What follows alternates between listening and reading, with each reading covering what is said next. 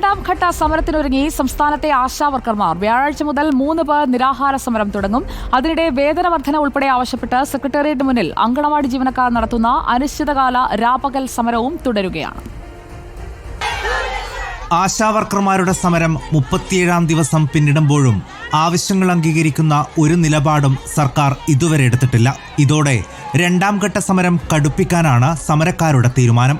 മറ്റന്നാൾ മുതൽ 3 പേർ നിരാഹാര സമരം തുടങ്ങും. ഇന്നലെ നടത്തിയ സെക്രട്ടേറിയറ്റ് ഉപരോധത്തിൽ പോലീസ് കേസെടുത്തിട്ടുണ്ട്.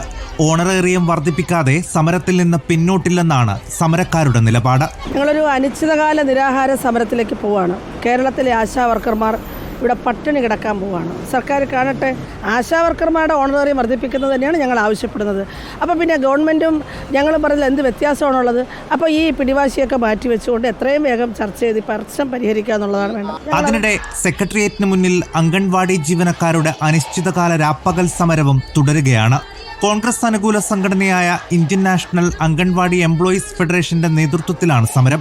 മിനിമം വേതനം 21,000 രൂപയാക്കുക, വേതനം ഒറ്റത്തവണയായി നൽകുക, ഉത്സവ ഭത്ത 1,200-ൽ നിന്ന് 5,000 രൂപയാക്കുക തുടങ്ങിയ ആവശ്യങ്ങൾ ഉന്നയിച്ചാണ് അംഗൻവാടി ജീവനക്കാർ സമരം നടത്തുന്നത്. റിപ്പോർട്ടർ, തിരുവനന്തപുരം.